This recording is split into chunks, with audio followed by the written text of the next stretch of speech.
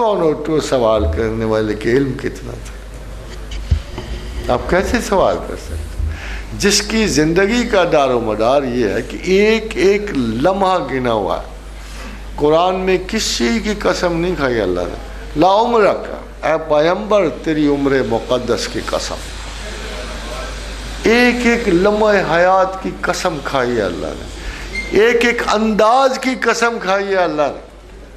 اب اس کے بارے میں اگر آپ یہ سوچو, and he is the only witness of God, only witness of God.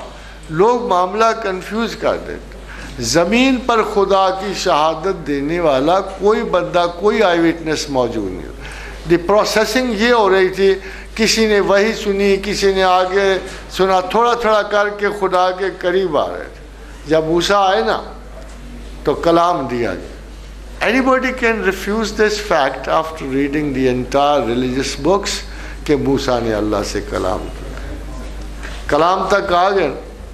اب آگے تھوڑا سے چلے عیسیٰ علیہ السلام. وَأَيَّدْنَاهُ بِرُوحِ الْقُدُسِ, اس کو روح القدس سے مدد دی گئی, جبریل امی سے, یعنی بہت بڑے میسنجر سے. جبریل امی خالی جبریل امی نہیں ہے, ان کا روح بھی خطاب ہے. ارواح کو تخلیق کرنے والے ہیں یہ, ارواح کے ڈپارٹمنٹ کے انچارج جبریل امی ہیں. اس لیے ان کا نام ایک تنزل الملائکۃ والروح, کہ آسمانوں سے فرشتے بھی نازل ہوئے اور جبریل بھی نازل. تو جبریل کا یہ لقب ہے الروح کا. یہ سارے کے سارا ان کو عطا کیا گیا. ہر وقت کا ساتھ حضرت عیسیٰ علیہ السلام. آپ نے پتہ نہیں پرانی داستیں کہ کہتے ہیں لزارس واز ڈیڈ. حضرت عیسیٰ کو جو میریکل عطا ہوا کہ لزارس ان کا ایک حواری تھے, وہ مر گئے تھے. پھر حضرت عیسیٰ جبریل امین کے ساتھ وہاں پہنچے اور لزارس کو دوبارہ زندگی دی, اور وہ 3 دن زندہ رہا, پھر وفات ہوا. یہ بڑا مشہور معجزہ گنا جاتا ہے. مردہ چیزوں پر پھونک مارنے سے ان کو زندہ کرنا, یہ قرآن حکیم میں بھی درج ہے. تو ان کو روح القدس سے یعنی روح سے مدد دی گئی.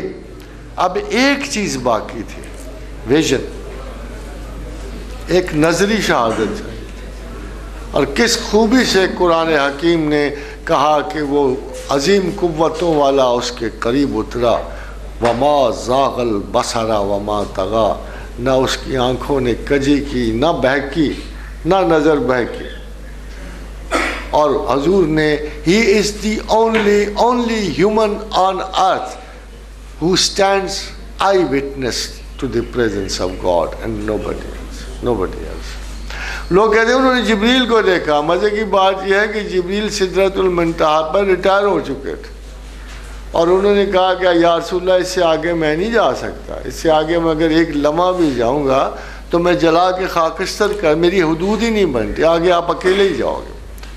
تو ایسے عظیم ترین پیغمبر کے اگر اتنے بڑے, میں آپ کو ایک سمپل سی پروپوزیشن, اتنے بڑے اسپرچول ایکسپیرینس کے ساتھ لک ایٹ ہز لائف. ایک شاعر کو شعر لکھنا آئے تو پاگل ہو جاتا ہے, سارے شعر سے علیحدہ علیحدہ چلنا شروع کر دیتے کہ میں شاعر ہو گیا ہوں.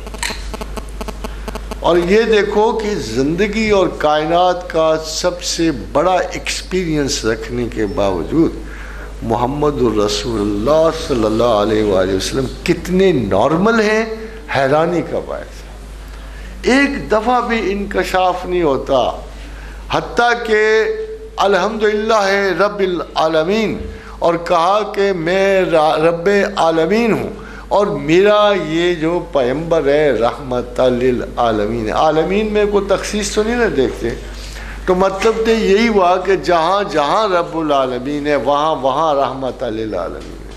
قرآن کی اپنی ڈکشن یہ گواہی دیتی ہے کہ میں الحمدللہ رب العالمین ہوں, اور میرا پیغمبر رحمت وما ارسلناک الا رحمت للعالمین. رب العالمین میں وہی گرفت نظر آتی ہے جو رحمت للعالمین میں نظر آتی ہے. اتنا بڑا پیغمبر ہے, مگر ذرا غور کیجیے کہ کہہ رہے کیا ہیں. کسی نے پوچھا یا رسول اللہ صلی اللہ علیہ وسلم جنت میں لوگ کیسے داخل کیے جائیں گے؟ فرمایا اللہ کی رحمت کے ساتھ. فرمایا یا رسول اللہ اور آپ؟ فرمایا میں بھی اللہ کی رحمت سے داخل, جو خود رحمت للعالمین. یہ انکسار کسی اور شخص میں میں نے نہیں دیکھی، کسی اور شخص میں۔ یہ عظیم ترین مرتبہ سکینت انسان ہے کہ جس میں اپنی ذات سے کوئی کوالٹی منسوب نہیں کر رہے ہو۔ ایسے پیغمبر ہیں آپ کے۔ ہم تمرد اور انا کے شکار ہیں، ہم غرور کے، شماتت ہمسایہ کے شکار ہیں۔ ہمیں دیکھو تو مجھے افسوس ہوتا ہے، مجھے افسوس اس بات پر ہوتا ہے کہ میں جا کے اللہ کے رسول سے کہ we don't deserve you, we don't deserve you. پتہ نہیں کس نعمت سے آپ ہمارے رسول ہو گئے، ہم حقدار ہی نہیں ہیں آپ کے امتی ہونے، ہم نہیں اقتدار۔ تو جب قرآن میں یہ آیت اتری کہ کل یا عبادی الذین اسرفوا علی انفسہم، اے اللہ کے بندو تم نے بہت غلطیاں کی، بڑے جھوٹ بولے، بڑے مکر و فریب کیے، بڑا اسراف کیا، لا تقنطوا من رحمت اللہ، اللہ کی رحمت سے مایوس نہ ہونا۔ حاجی وزرا غور کرو، اللہ کی رحمت للعالمین کے بغیر تو کچھ نہیں ہے۔ اس کا مطلب اللہ اور اس کے رسول کے سے کبھی مایوس نہ ہونا، دونوں امید دینے والے ہیں۔ there is no third person۔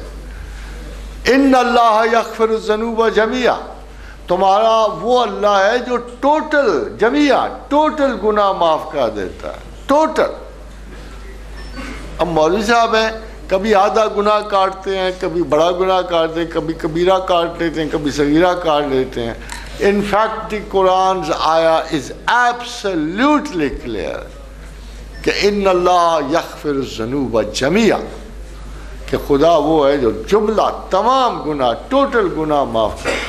تو جب یہ آیت اتری تو مدینہ میں لوگ ایک دوسرے کو مبارکباد دینے شروع ہو گئے کہ سبحان اللہ سبحان اللہ، اللہ نے کتنی مہربانی کر دی، سارے گناہ معاف کر دیے۔ ویسے ہم میں کچھ ایسے شنکی بھی ہوتے ہیں کہ جب اس قسم کی آئے وہ کہتے ہیں لو جی دسو اللہ کی کیتا ہے، انہیں سزا ملنی چاہیے۔ وہ جزا و سزا کے خود مالک بن جاتے ہیں۔ وہ تھوڑی سی 2-4 نمازیں پڑھنے کے بعد اتنی ریجڈلی انفیوز کر دیتے ہیں، وہ میں حیران ہوتا ہوں کہ خدا معاف کر رہا ہوتا ہے، وہ سزا دے رہے ہوتے ہیں۔